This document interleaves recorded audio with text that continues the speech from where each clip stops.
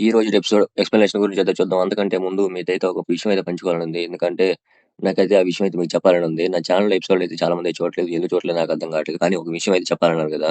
ఏందంటే నేను ఈ ఎపిసోడ్ మీకు ఎక్స్‌ప్లనేషన్ ఇవ్వడానికి నేను నెల నెల ఒక 800 దాకా కడతాను. 800 దాకా కట్టి ఆ ఎపిసోడ్ చూసి మొత్తం చూసి ఎక్స్‌ప్లనేషన్ మీకైతే ఇస్తాను. దీనివల్ల నాకు ఒక్క రూపాయి ప్రయోజనం ఉండదు. కానీ మీకు ఎక్స్‌ప్లనేషన్ ఇయ్యాలని అంటే నా ఎక్స్‌ప్లనేషన్ ఇయటం ఇష్టం కాబట్టి అయితే మీకు ఇస్తున్నాను. కాబట్టి నాకు కొంచెం సపోర్ట్ చేస్తే నేను డబ్బులు కడడానికి నాకేం డబ్బులు రావు. కానీ నాకు సంతోషం అయితే ఉండిద్ది. నాది కూడా కొంతమంది చూస్తున్నారని. కాబట్టి చూడండి. ఇంక ఎపిసోడ్‌లోకైతే ఎళ్తే ఇంకా జోష్న అయితే వాళ్ళ అమ్మకి నిజం చెప్పడానికైతే ట్రై చేసి ఇంకా పారిజాతాన్నయితే బయటైతే పెట్టిద్ది. ఇదంతా చూసి ఇంకా వాళ్ళంతా ఇంట్లో వాళ్ళైతే గమనిస్తా ఉంటారు. ఇంక ఈలోపే ఇంకా జోష్న అయితే నిజం చెప్పడానికి ట్రై చేసి లోపు అందరూ అయితే రెడ్ హ్యాండెడ్‌గా పట్టుకుంటారు. రెడ్ హ్యాండెడ్‌గా పట్టుకొని ఇంకా కాంచన అయితే "నీకసలు బుద్ధుందా లేదా? మేమెందుకు చెప్పలేదన్న ఆలోచన కూడా లేదా నీకు? మీ అమ్మ తట్టుకోలేదనే కదా మేము నిజం చెప్పింది. లేకపోతే నిజం చెప్పడానికి మాకేమన్నా దొలంటున్నావా? నువ్వే పెద్ద నిజం చెప్పేసే దానిలాగా నువ్వే పెద్ద మంచిదానిలాగా ఎళ్లి నిజం చెప్పేస్తున్నావు. ఆ నిజం తెలిస్తే మీ అమ్మ తట్టుకునిద్దన్న ఆలోచన కూడా ఉందా లేదా నీకు అర్థం కావట్లేదు. మాకసలు మీ అమ్మకి ఎలా అది చదువు చెప్పి చిన్నంగా ఎలా చెప్దామని మేము ఆలోచిస్తుంటే అంత బాధపడతా, నువ్వు మాత్రం ఎళ్లి నిజం చెప్పేస్తున్నావు, చంపేద్దాం అనుకుంటున్నావేంది మీ అమ్మని అనేది ఇంకా కాంచన అయితే అనిద్ది. ఇంకా అది పైన పారిజాతం అయితే అలా అంటావేంది కాంచన? అలా అంటావేంది అనగానే ఉండు పిన్ని నీ దగ్గరికి కూడా వస్తున్నాను. నిన్ను కూడా మాట్లాడాల్సింది ఉంది నీతో కూడా. ఉండు ఉండు కొంచెం ఉండు అనేది ఇంకా కాంచన అయితే అనిద్ది. ఇంకా శివనారాయణ అయితే అవును నాకొకటి అర్థం కాలేదు. అసలు మీ అమ్మ మీద కొంచెమన్నా ప్రేమ ఉందా లేదా నీకు అసలు నాకు అర్థం కావట్లేదు. అంత పెద్ద నిజం ఒక్కసారిగా చెప్పేద్దాం అనుకుంటున్నావా? మీ అమ్మ అసలు తట్టుకునిద్ది అనుకుంటున్నావా? అసలు మీ అమ్మ చిన్నదానికే తట్టుకోలేనిది అంత పెద్ద విషయాన్ని తట్టుకొని నిలబడిద్దని నువ్వు ఎలా అనుకున్నావు? అనగానే ఈ రోజు కాకపోయినా రేపైనా నిజం తెలియాల్సిందే కదా తాత. అందుకే నేను ఈ రోజే చెప్పేసాను. ఈ రోజు చెప్పేద్దాం అనుకున్నాను. ఈ రోజుకి రేపైనా గాని ఈ నిజం తట్టుకోలేకపోతే ఎలా ఉండిద్ది అమ్మ? అసలు నీకు బుద్ధుందా లేదా అని అడుగుతున్నాను అసలు నిన్ను. అసలు ఈ మాట నీ నోట్లో నుంచి ఎలా వస్తుంది? అసలు తెలివి కూడా లేనట్టుందా నీకు? అనగానే ఇంకా ఇంకా జ్యోత్స్న మాత్రం గమ్మునైతే ఉండిద్ది. ఇంక ఈలోపే ఇంక దశరథ ఏదో వస్తాడు. వద్దు నాన్న ఎవరిని ఏమనొద్దు నాన్న ఎవరిని ఏమనొద్దు. ఇదంతా మా తప్పే. కూతుర్ని పెంచడం రాకపోవడం మా తప్పే. అయినా గాని నాకోటి ఇప్పటికి కూడా ఒకటి అర్థం కావట్లేదు నాన్న. అసలు అంటే కూతుర్ని పెంచిన ప్రేమ ఉన్నా లేకపోయినా వాడి కన్న ప్రేమ ఉన్నా లేకపోయినా గాని పెంచిన ప్రేమ ఉన్నా ఉండేది కదా నాన్న. ఆ ప్రేమ కూడా లేదు కదా నాన్న. వాళ్ళ అమ్మ దీన్ని పెళ్లి చూడటానికి ఎంతో తపన పడుతుంటే ఇది మాత్రం వాళ్ళ అమ్మ చావు చూడటానికి ఎంతలానో ఎంతలానో ఎదురు చూస్తుంది నాన్న. అదే నాకు అర్థం కావట్లేదు. కనీసం మీ అమ్మని నీ పెళ్లి చేసేదాకన్నా బతికినీయి జ్యోత్స్న. నన్నైతే ఇంకా దశరథ అయితే అంటాడు. అదినైతే జ్యోత్స్న అయితే మాత్రం నాన్న ఇలా మాట్లాడుతున్నావేంది? నన్ను మాత్రం మీరు ఎప్పటికి అర్థం చేసుకోలేరు అనేది అంటా ఉండిద్ది. ఇంక ఈలోపే కాంచన అయితే మరి నువ్వు చేసే పనులన్నీ ఇలానే ఉన్నాయి. అసలు మీ నాన్న చెప్పినట్టు కన్న ప్రేమన్నా లేకపోయినా పెంచిన ప్రేమన్నా ఉండాలి గదా! అసలు కన్న కూతురువా కాదా అన్న అనుమానం వస్తుంది మాకు. అనగానే అప్పుడు జ్యోత్స్న అయితే భయపడిపోతా ఉండిద్ది. ఇంక ఈలోపు దశరథ అయితే వద్దు చెల్లి ఎవరిని ఏమనొద్దు. మాదే తప్పు. నేను సుమిత్ర ఇంట్లో నుంచి బయటికెళ్ళిపోతాం నాన్న. అనగానే దశరథ ఏం మాట్లాడదు దశరథ. అవును నాన్న. నేను సుమిత్ర కొన్ని రోజులు ఇంట్లో నుంచి బయటికెళ్ళిపోతాం నాన్న. అప్పుడైనా ప్రశాంతంగా ఉంటామేమో మేము.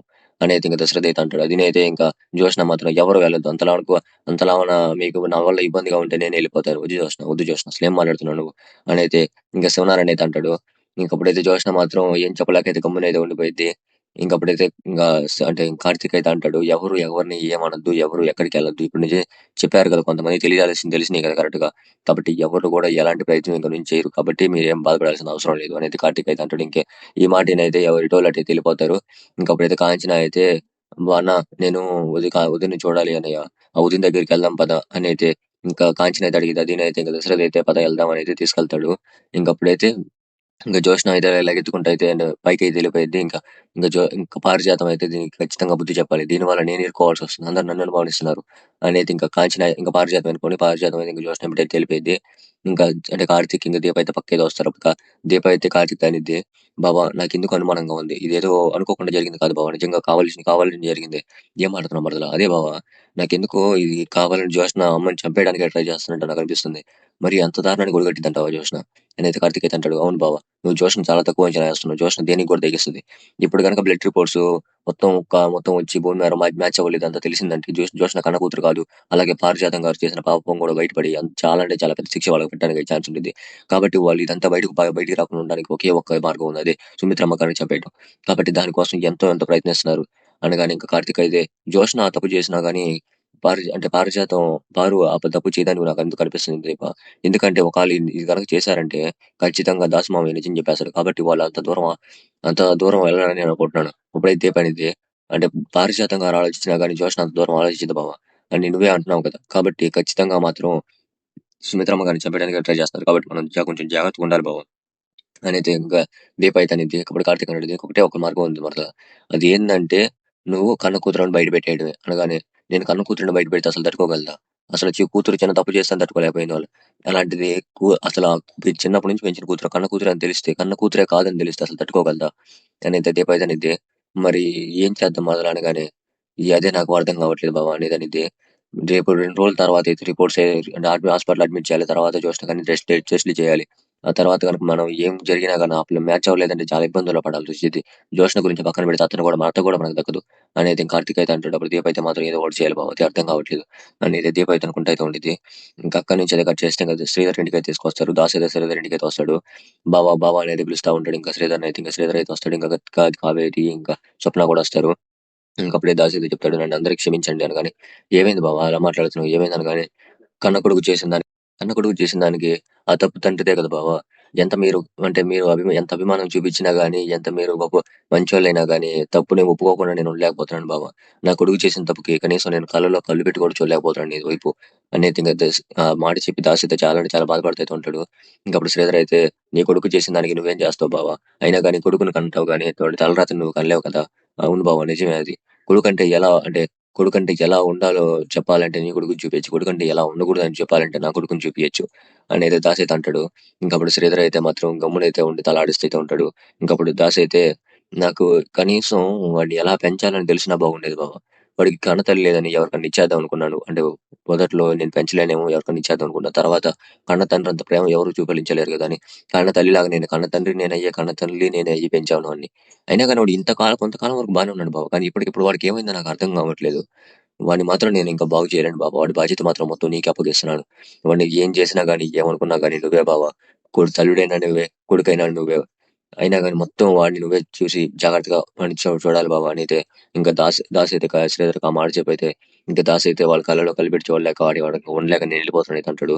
ఇంకప్పుడైతే స్వప్న అయితే మావయ్య ఉండు మావయ్య. ఇప్పుడు ఒకవేళ నేను కాశీని పెళ్లి చేసుకోకపోయినా గాని నువ్వు నాకు మావయ్య అవుతావు. అలాంటప్పుడు ఇక్కడ ఉండటానికి ఏమి నీకు మావయ్యవే కదా! అయినా గాని నేను ఉండలేనమ్మా. నా కొడుకు తప్పు చేశాడు. ఆ తప్పుని కనీసం మీకు దగ్గర ఉండటానికి కూడా నాకు ఏదోలాగుంది. ఈ రాత్రి కన్నా ఉండు మావయ్య. లేదమ్మా నేను వెళ్ళిపోతానులే. నేను ఉండలేనమ్మా ఇక్కడ. నేను చెప్పి ఇంకా దాసరి క్షమాపణ చెప్పి ఇంకైతే వెళ్ళిపోతాడు దాస్ అయితే మాత్రం. ఇంకప్పుడైతే ఇంకా శ్రీధర్ అయితే మాత్రం ఏం చేయాలో అర్థం కాక గమ్మునైతే ఉంటాడు. ఇంకా కావేరి అయితే మరి ఏం చేయాలనుకుంటున్నారండి? దాస్ ఏమో మీకే మొత్తం అప్పచెప్పాడు. ఏం చేయాలనుకుంటున్నారు? నేను ఒకటి ఆలోచించాను కావేరి.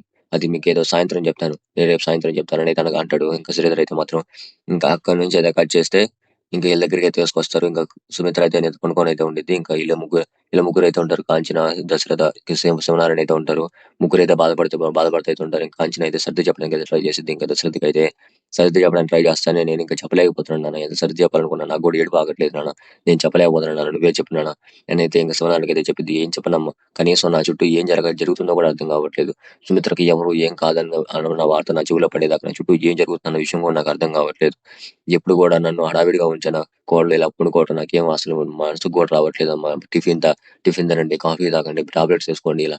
ఎప్పుడు కూడా నా జాగ్రత్త కోరుకునే నా కోడలు, నా కూతురు లాంటి నా కోడలు, కూతురు అంటే మీరు కూతురు లాంటి నా కోడలు ఇలా పడుకొని ఉంటే ఇంత పెద్ద రోగం తనకు వచ్చిందంటే తట్టుకోలేకపోతున్నానమ్మా. నేనైతే బాధపడిపోతా ఉంటారు ముగ్గురు అయితే మాత్రం.